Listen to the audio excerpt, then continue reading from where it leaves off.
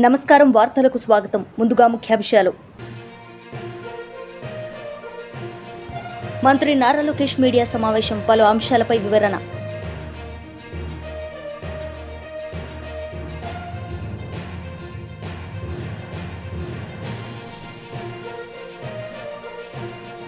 BJP leader కోసం Venkateswarlu media సమావేశం, పలు అంశాలపై వివరణ.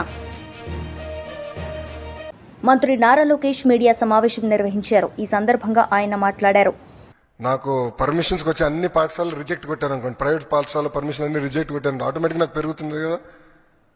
కానీ దొడ్డిదారిని చేసినట్టు అవుతుంది కదండి.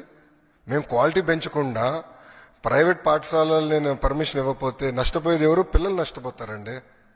సో నేను నాణ్యత పెంచాలి. నాణ్యత ఎంత పెంచాలి? ప్రైమరీ స్కూల్లో 1 class 1 teacher. Second, mega DSC 16,347 teacher పోస్టులు భర్తీ చేసినానికి ఆల్రెడీ డిఎస్సి మొదలైపోయింది. 24 కేసులు వేశారండి. 24 కేసులు వేశారు డిఎస్సి ఆపేదానికి.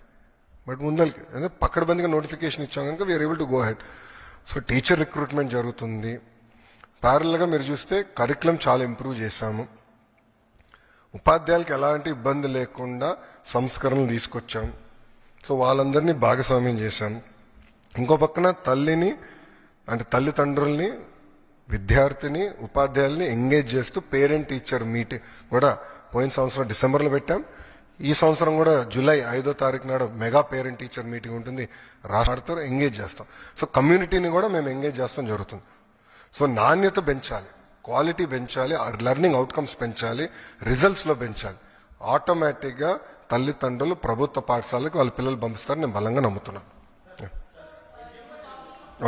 మేడం గారు చేపెక్కెత్తారు first.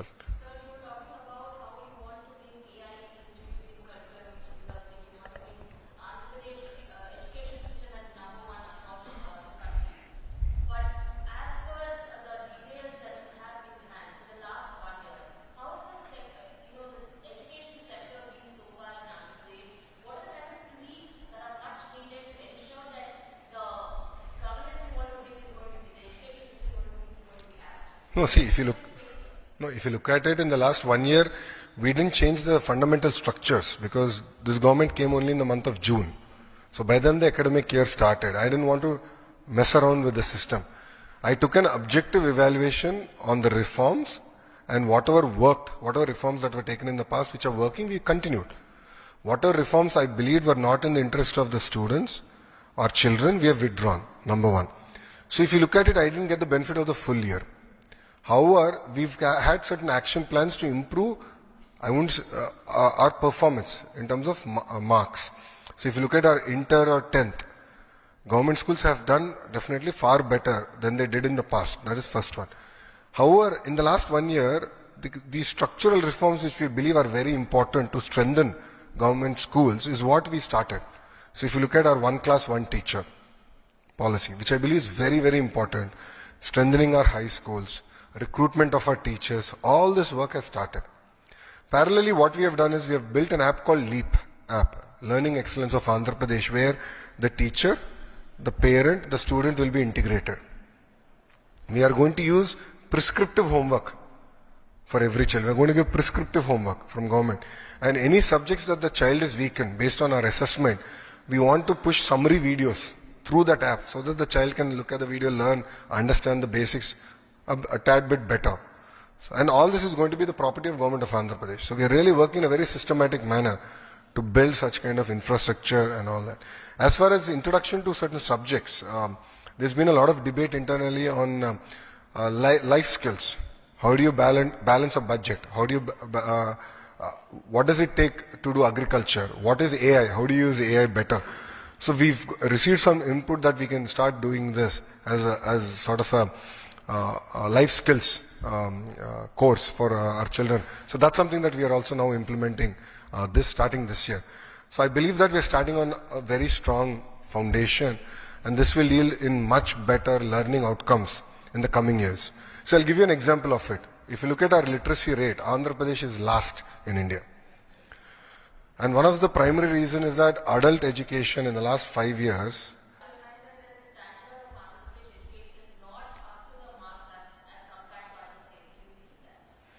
I believe that the earlier government didn't do what it's supposed to do.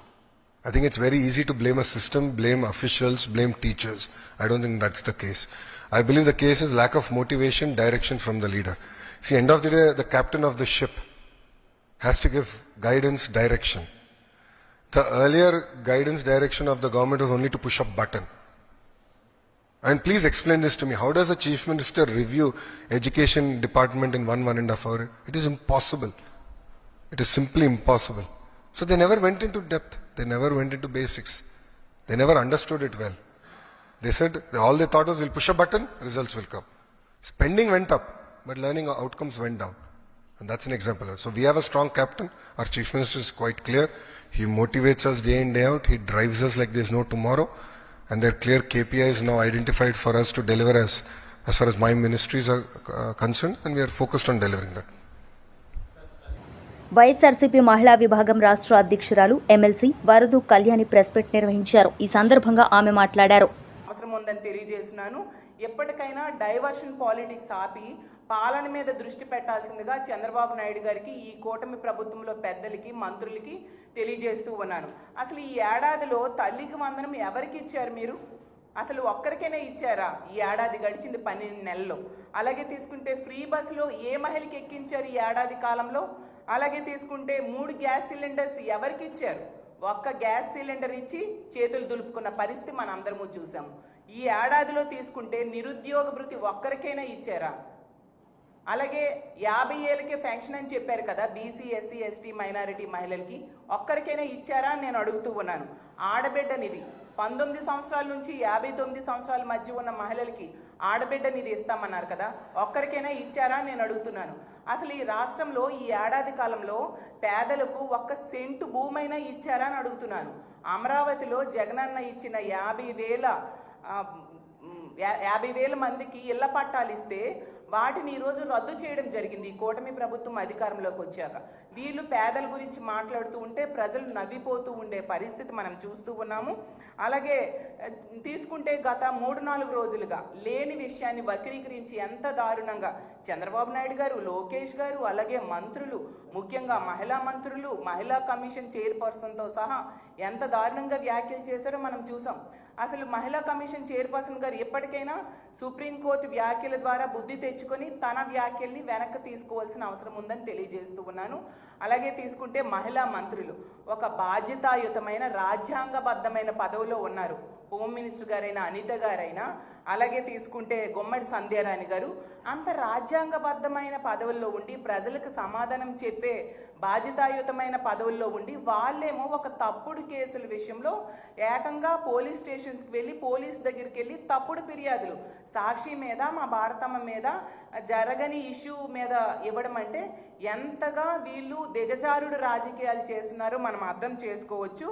అసలు మీరు ఏం అంటే ఎంత దారుణంగా లేని ఇష్యూని వక్రీకరించినందుకు ఈ మంత్రులు, హోమ్ మినిస్టర్ గారైనా, అలాగే గుమ్మడి సంధ్యారాణి గారైనా వీరందరూ కూడా ఎంత దారుణంగా వక్రీకరించి లేని విషయం గురించి అంత రాద్ధాంతం చేశారు కదా. మరి ఇప్పుడు మీరు రాజీనామా చేస్తారా మీ పదవులకి? మీరు తప్పుడు ప్రయత్నం చేసినందుకు మీ విజ్ఞతకే వదిలేస్తూ ఉన్నాము. ఎప్పటికైనా మేము తెలియజేసేది ఏంటంటే ఇలాంటి తప్పుడు ఆరోపణలు మానుకోండి. రెడ్ బుక్ రాజ్యాంగం మీద పెట్టిన దృష్టి, అక్రమ కేసుల మీద పెట్టిన దృష్టి, అక్రమ అరెస్టుల మీద పెట్టిన దృష్టి తగ్గించి అది మానుకొని మీరిచ్చిన హామీలు అమలు చేయడం మీద దృష్టి పెట్టండి. మహిళల రక్షణ మీద దృష్టి పెట్టండి. అలాగే ఈరోజు తీసుకుంటే ధరలు విపరీతంగా పెరిగిపోయాయి. ప్రజలు బ్రతకడమే కష్టంగా ఉంది. కాబట్టి ధరలు తగ్గించడం మీద మీరు దృష్టి పెట్టండి. ముఖ్యంగా మహిళల మాన ప్రాణాలు రక్షణ మీద దృష్టి పెట్టాల్సిందిగా నేను కోరుతున్నాను. వల్ల మహిళలు ఇంట్లో ఉండాలన్నా భయపడుతున్నారు, బయటికి వెళ్ళాలన్నా భయపడుతూ ఉన్నారు. ఈరోజు రోజుకు తీసుకుంటే 70-80 కేసులు నమోదవుతున్నాయి మహిళల మీద అఘాయిత్యాలు జరుగుతున్నాయని. అంటే గంటకు 3-4 కేసులు నమోదవుతూ ఉన్నాయి. ఇంత ఘోరంగా మహిళల మాన ప్రాణాలని గాలికి వదిలేశారు. దాని మీద మీరు దృష్టి పెట్టండి. సూపర్ 6 ఇవ్వకుండానే నిన్న చంద్రబాబు నాయుడు గారు మేము సూపర్ 6 చేసేసామని పచ్చి అబద్ధాలు చెప్తూ ఉన్నారు. అంటే ప్రజలు చెవిలో పూలు పెట్టుకొని ఉన్నారా అని నేను అడుగుతూ ఉన్నాను. కాబట్టి మీ పాలనా వైఫల్యాలను కప్పుపుచ్చుకోవడానికి ఇలాంటి అక్రమ కేసులు పెట్టకండి. పైన చట్టం, న్యాయం అలాంటివి ఉన్నాయి. మనము అంబేద్కర్ రాజ్యాంగంలో ఉన్నాము కాబట్టి మీరు ఇలాంటి తప్పుడు కేసులు పెట్టడం మాని మీరిచ్చిన హామీల అమలు మీద అలాగే ప్రజల రక్షణ మీద దృష్టి పెట్టాలి. మాజీ మంత్రి వేముల ప్రశాంత్ రెడ్డి మీడియా సమావేశం నిర్వహించారు. ఈ సందర్భంగా ఆయన మాట్లాడారు. వారి వ్యవహారం ఎట్లా ఉందంటే గల్లీలో గల్లీజాందాలు చేసి ఢిల్లీలో గులాంగిరి చేస్తున్నట్టు ఆయన వ్యవహారం ఉంది. ఎందుకంటే ఆయన మాటలే పాపం ఆయన 2 రోజులుగా ముఖ్యమంత్రిగా మంత్రులకు తన శాఖను తాను ఇచ్చుకోలేని స్థితిలో 2 రోజులుగా ఢిల్లీలో పడిగాపులు కాసి వాళ్ళ అధినాయకుల అపాయింట్మెంట్లు కూడా దొరకని నిస్సహాయ స్థితిలో నిజానికి వాస్తవంగానైతే రేవంత్ రెడ్డి గారు బీజేపీ ఒకటి. వాళ్ళ దోస్తాను ఎప్పటికప్పుడు అనేక సందర్భాల్లో బయటపడ్డది. ఉదాహరణకు బీజేపీ ఎంపీ విశ్వేశ్వరరెడ్డి గారు మీడియాలో చెప్పినాడు, రేవంత్ రెడ్డి గారు కాంగ్రెస్ పార్టీ తరఫున వీక్ క్యాండిడేట్లను మొన్న ఎంపీ ఎన్నికల్లో నిలబెట్టి మా బీజేపీ ఎంపీలు గెలవడానికి హెల్ప్ చేసినారు అని చెప్పి బీజేపీ ఎంపీ విశ్వేశ్వరరెడ్డి గారు స్వయంగా చెప్పినారు మీడియాలో. ఆయన చెప్పిన దాంట్లో వాస్తవం ఉంది నిజంగా. ఎందుకంటే మొన్న జరిగిన ఎంపీ ఎన్నికల్లో చూసుకుంటే మల్కాజ్గిరి పార్లమెంటు బీజేపీ అభ్యర్థి గెలవటానికి సహాయపడ్డది రేవంత్ రెడ్డి. అట్లనే అది వేరే పార్టీల నుంచి తీసుకొచ్చి మళ్ళీ వేరే పార్టీల నుంచి వేరే ప్రాంతం నుంచి తీసుకొచ్చి ఈటల రాజేందర్ గారు బలమైన నాయకుడు, ఆయన ఎదురుగా బలహీన అంటే నా ఉద్దేశం ఆ ప్రాంతానికి సంబంధం లేని వ్యక్తిని తీసుకు. జీవన్ రెడ్డి గారిది కరీంనగర్ జిల్లా. ఆయన కరీంనగర్లో బండి సంజయ్ గారి మీద పోటీ చేసే అవకాశం ఇస్తే కాంగ్రెస్ పార్టీకి బెటర్ క్యాండిడేట్. ఆయన కరీంనగర్లో ఇవ్వకుండా అక్కడ వెల్చాల రాజేంద్రరావు గారిని ప్రత్యక్ష రాజకీయాలతో సంబంధం లేనటువంటి వ్యక్తిని బండి సంజయ్, మరి ఆయన కూడా బలమైన నాయకుడు, ఆయన మీద వీక్ క్యాండిడేట్ని పెట్టి బండి సంజయ్ గెలవడానికి కారణమైంది. మళ్ళీ జీవన్ రెడ్డి గారిని ఏం చేశాడు, కరీంనగర్లో పెట్టాలి ఆయన్ని, పెడితే అక్కడ బెటర్ క్యాండిడేట్ కరీంనగర్లో కాంగ్రెస్ పార్టీకి తీసుకొచ్చి నిజామాబాద్లో పెట్టినారు. మళ్ళీ నిజామాబాద్ ఆయన వీక్ క్యాండిడేట్. ఆయన నిజామాబాద్ పార్లమెంటు నియోజకవర్గంలో 5 అసెంబ్లీ నియోజకవర్గాలకు ఆయనకు సంబంధం లేదు. ఆయన్ని పెట్టి అరవింద్ని గెలిపేయడానికి కారణమైంది రేవంత్ రెడ్డి. అక్కడనేమో బండి సంజయ్ని గెలిపేయడానికి కారణమైంది కరీంనగర్లో. అట్లనే సికింద్రాబాద్ అప్పటిదానిక బీఆర్ఎస్ పార్టీలో ఉన్నటువంటి ఎమ్మెల్యేగా ఉన్నటువంటి వ్యక్తిని తెల్లారి కాంగ్రెస్ పార్టీ టికెట్ ఇప్పించినాడు రేవంత్ రెడ్డి. అంటే బీఆర్ఎస్ ఎమ్మెల్యేని కాంగ్రెస్ పార్టీ ఎంపీ అభ్యర్థిగా నిలబెడితే ప్రజలు నమ్ముతారా? కావాలనే అటు కిషన్ రెడ్డి గారిని గెలిపించాలి, బీజేపీ ఎంపీని గెలిపించాలని రేవంత్ రెడ్డి గారి ప్రయత్నం చేసిండు. కిషన్ రెడ్డి గారు గెలిచిపోయినాడు.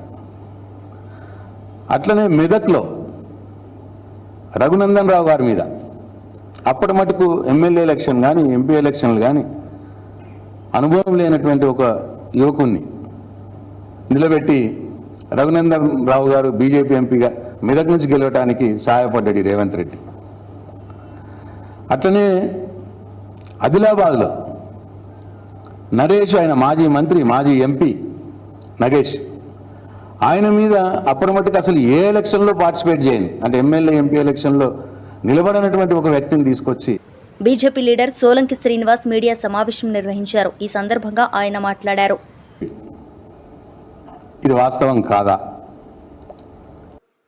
గతంలో ప్రతిపక్ష నాయకుడిగా ఉన్నప్పుడు లేదా కాంగ్రెస్ పార్టీ ఎన్నికల సందర్భంగా ఇచ్చినటువంటి హామీలను చూస్తూ ఉంటే, లేకపోతే ముఖ్యమంత్రి అయినటువంటి తొందరలో తాను చేసినటువంటి హడావుడిని చూసినటువంటి ప్రజలు ఆహా ఓహో అని అనుకున్నారు. సోషల్ మీడియాలో వాళ్ళ పార్టీకి సంబంధించినటువంటి కార్యకర్తలు కావచ్చు, లేకపోతే రేవంత్ రెడ్డి గారి అభిమానులు, సానుభూతి పరులు అయితే తాను రాసినటువంటి రాతలు చేష్టలను చూసి ఆయన ఒక వీరుడు ధీరుడు అని అనుకున్నారు. కానీ ఇదంతా కాదని అతి తక్కువ కాలంలోనే, దేశ చరిత్రలోనే అతి తక్కువ కాలంలో ఇంత ఘోరంగా ఇంత విఫలమైనటువంటి రాజకీయ నాయకుడిగా, ముఖ్యమంత్రిగా రేవంత్ రెడ్డి గారు అపఖ్యాతిని మూటగట్టుకున్నారు.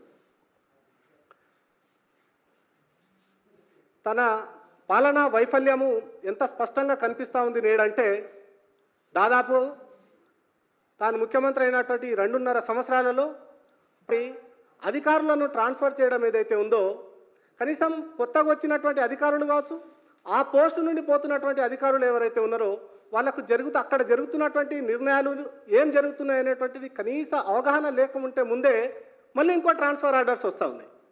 అందులో భాగంగానే నిన్న కూడా భారీ పెద్ద మొత్తంలో ఐఏఎస్ అధికారుల యొక్క ట్రాన్స్ఫర్స్ జరిగినాయి. ఇది ఈరోజు కాదు, మొట్టమొదటగా తాను ముఖ్యమంత్రి అయిన తర్వాత 2024 జనవరి 3వ తారీఖు నాడు ఈ ఐఏఎస్ అధికారుల బదిలీల పర్వం అనేటువంటి కొనసాగింది. ఆ రోజు నుండి ఆ తర్వాత జనవరి 25వ తారీఖు నాడు ఒక ట్రాన్స్ఫరు, అక్టోబర్లో మరొక ట్రాన్స్ఫరు, నవంబర్లో మరొక ట్రాన్స్ఫరు, ఏప్రిల్ 27వ తారీఖు నాడు మరొక ట్రాన్స్ఫర్ 2025, ఆ తర్వాత ఏప్రిల్ నుండి నిన్న మే జూన్ 2 నెలల్లోనే 12వ తారీఖు నాడు 2025వ తారీఖు నాడు నిన్న మరిన్ని బదిలీలు జరిగినాయి. అంటే సరాసరి 3 నెలలకు ఒకసారి ట్రాన్స్ఫర్స్ జరిగితే ఇక అధికారులు ఏం పనిచేస్తారు? అక్కడ కొత్తగా వచ్చినటువంటి అధికారి కనీసం తన కుర్చీలో తాను సర్దుకోకముందే మళ్ళీ ఇంకొక ట్రాన్స్ఫర్ ఆర్డర్ రావడం ఏదైతే ఉందో, అది అటు ముఖ్యమంత్రి గారికి కావచ్చు, ఆ పాలనా అధికారికి కావచ్చు, ఏమాత్రం అవగాహన రాకంటే ముందే ట్రాన్స్ఫర్లు కావడంతో ప్రజల యొక్క అర్జీలు ఏవైతే ఉంటాయో, ప్రజల యొక్క సమస్యలు ఏవైతే ఉంటాయో, ప్రజల యొక్క కష్టాలు ఏవైతే ఉంటాయో వాళ్ళు చెప్పుకుందామంటే కూడా ఒక అధికారి మారిపోయిన తర్వాత మళ్ళీ ఆ సమస్య మొదటికి రావడం, ప్రజల కష్టాలు, ప్రజల ఇబ్బందులు ఎక్కడేసిన గొంగడి అక్కడిగానే మారిపోతా ఉన్నది రేవంత్ రెడ్డి గారి యొక్క పాలనా వైఫల్యం, తాను తీసుకుంటున్నటువంటి విఫలమైనటువంటి నిర్ణయాల కారణంగా. రేవంత్ రెడ్డి గారు ప్రతిపక్ష నాయకుడిగా కొంతమంది అనుకున్నారు. కానీ ఈ నిర్వాకం చూస్తున్న తర్వాత మాత్రం చాలా స్పష్టంగా అర్థమవుతా ఉన్నది, రేవంత్ రెడ్డి గారు తన వైఫల్యాలకు తాను కారణమా లేకపోతే తన అధిష్టానం కారణమా సమాధానం చెప్పేటువంటి పరిస్థితి ఉన్నది. ఎందుకంటే మొన్న కూడా ఏదో ఒక సభలో మాట్లాడుతూ నేను ఫలానా చోట చదువుకున్నాను, ఫలానా చోట ఓనమాలు నేర్చుకున్నాను, ప్రస్తుతానికి ఉద్యోగమేమో మా నాయకుడి దగ్గర పనిచేస్తున్నా అని చెప్పారు. మీరేమో ఆ నాయకుడి దగ్గర పనిచేస్తా అని చెప్తారు. మీ నాయకుడేమో ఒక భావజాలం కలిగినటువంటి వ్యక్తుల చేతుల్లో బందీగా ఉన్నారు. ఆ బందీగా ఉన్నటువంటి వ్యక్తి యొక్క చెప్పు చేతుల్లోనే తోలు బొమ్మలుగా మీరు ఆడుతూ ఉన్నారు. ఇదంతా తెలంగాణ ప్రజలకు గుదిబండగా మారుతూ ఉన్నది. మీరు ఒక రాజకీయ నాయకుడి దగ్గర ఉద్యోగం చేస్తున్నా అంటే మీకు ఓట్లేసి గెలిపించినటువంటి తెలంగాణ ప్రజలను అవమానించినట్టుగా. కాంగ్రెస్ లీడర్ రాజేంద్ర పాల్ గౌతమ్ మీడియా సమావేశం నిర్వహించారు. ఈ సందర్భంగా ఆయన మాట్లాడారు. विपक्ष के नेता राहुल गांधी जी का, प्रियंका जी का, वेणुगोपाल जी का, माकन जी का और तमाम अपनी लीडरशिप का धन्यवाद करूंगा कि उन्होंने मुझे भारतीय राष्ट्रीय कांग्रेस की ऐसी डिपार्टमेंट का चेयरमैन बनाया और मुझे मौका दिया कि मैं पूरे भारत में जो वंचित वर्ग है, अनुसूचित जाति, जनजाति, पिछड़े वर्ग और माइनॉरिटी के लोग, जो सताए हुए लोग हैं, जिनको आज सरकार जिनके बीच भय पैदा करके, हिंदू मुसलमान करके, जाति पूछकर, मारने वाले को संरक्षण देकर सरकार बढ़ावा दे रही है, उनके खिलाफ सामाजिक न्याय की इस लड़ाई को, संविधान को बचाने की इस लड़ाई को जो आदरणीय राहुल गांधी जी, खड़गे जी लेके चल रहे हैं, उस लड़ाई को आगे बढ़ाने में उसका सहभागी बनने का जो मुझे मौका दिया, इसके लिए मैं कांग्रेस लीडरशिप को धन्यवाद करता हूं। और साथ ही साथ पूरे भारत के बहुजन समाज को मैं आश्वस्त करता हूं कि जो हमारे महापुरुषों की विरासत है और हमारे महापुरुषों की जो विचारधारा है, मैं किसी भी कीमत पर उस विचारधारा के साथ समझौता नहीं करूंगा। अपने महापुरुषों की विचारधारा को आगे बढ़ाऊंगा। और मैं जानता हूं कि जब तक कांग्रेस ताकतवर थी तब तक हमारे लिए बहुत अच्छी अच्छी योजनाएं बनी। डॉक्टर बाबा साहेब अम्बेडकर जी को संविधान सभा का निर्माण समिति का चेयरमैन बनने का मौका मिला। पूरे भारत को इतना खूबसूरत संविधान मिला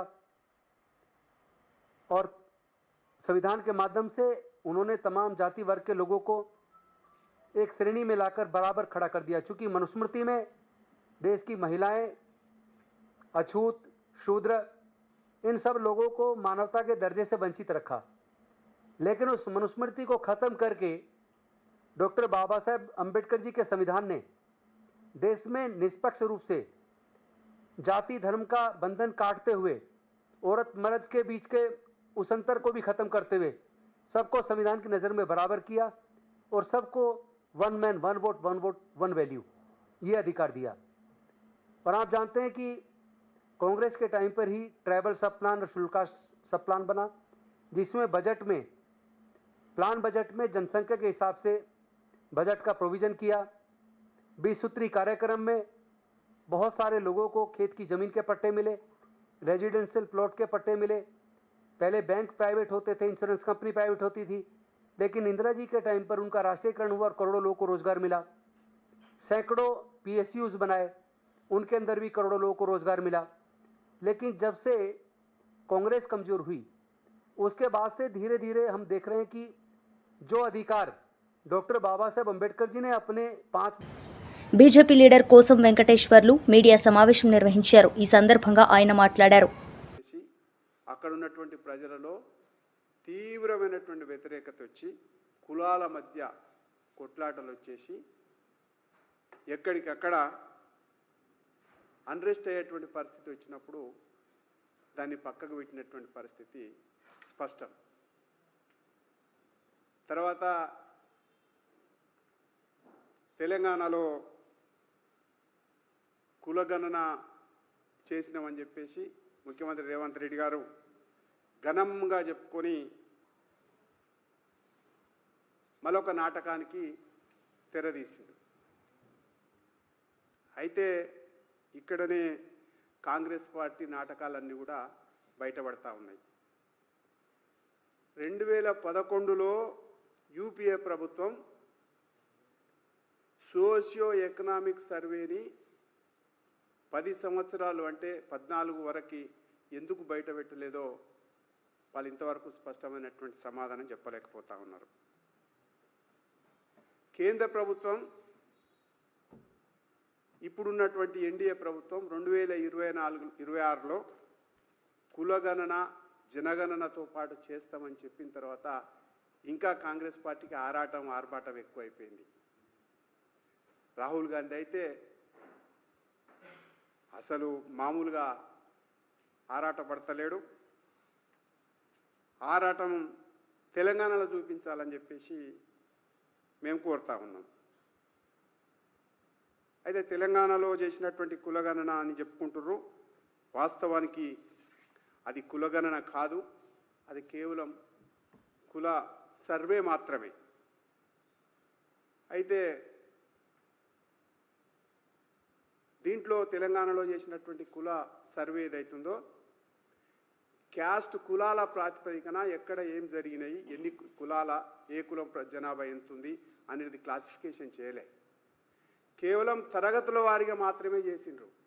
బీసీలు ఎంత, ఎస్సీలు ఎంత, ఈ రకంగా చేసిండ్రు తప్ప ఏ క్యాస్ట్ ఎంత ఉంది, ఏ కులం ఎంత ఉంది అనేటువంటి బీసీల యొక్క లెక్కలు సంపూర్ణంగా ఎక్కడ కూడా చెప్పేటువంటి ప్రయత్నం చేయలే. ఎందుకు బయట పెడతలేరు కులాల వారీగా జనాభాని అనేది ఇవాళ ఇక్కడ బీసీ సంఘాలు కానీ అందరు కానీ ప్రశ్నిస్తున్నటువంటి విషయం. అందరికి అనుమానాలు కూడా అక్కడనే కనబడతా ఉన్నాయి. మీరు కులాల లెక్కలు చేయలేదా? మరి రేవంత్ రెడ్డి గారు కులాల లెక్కలు చేయలేదా, లేకపోతే చెప్పడానికి భయపడతా ఉండా? ఎందుకు చెప్పలేకపోతుర్రు? ఈ విషయం స్పష్టం చేయాలని చెప్పేసి మేము డిమాండ్ చేస్తా ఉన్నాం. తర్వాత బీసీ జనాభా ఆశ్చర్యపోతాం మనం. 1986లా మురళీధర్ రావు కమిటీ ఆ రోజే 52% బీసీ జనాభా ఉన్నదని చెప్తే, అంటే ఇప్పటికి 86 నుంచి ఇప్పటికి ఎన్ని సంవత్సరాలు అవుతుంది? సుమారుగా 40 సంవత్సరాలు. 40 సంవత్సరాలలో బీసీ జనాభా 46% ఎందుకు తగ్గుతుంది 52 నుంచి? ఎప్పుడైనా జనాభా పెరుగుతుంది కానీ జనాభా శాతం ఎందుకు తగ్గింది? దీని విషయం కూడా రేవంత్ రెడ్డి గారి సర్కారు లేకపోతే స్పష్టం చేయాలని చెప్పేసి మేము డిమాండ్ చేస్తా ఉన్నాం. తర్వాత ముస్లిమ్స్, నేను అనుకుంటా ప్రపంచంలో ఎక్కడ కూడా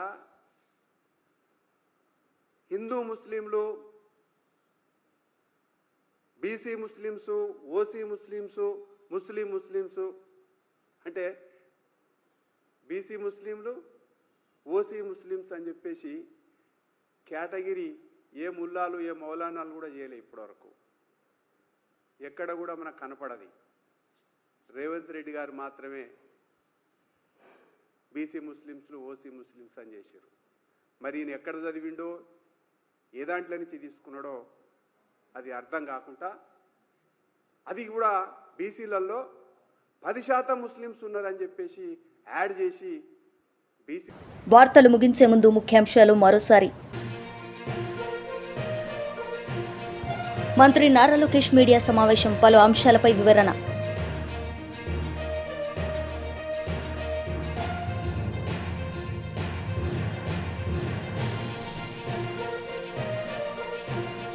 బీజేపీ లీడర్ కోసం వెంకటేశ్వర్లు మీడియా సమావేశం, పలు అంశాలపై వివరణ.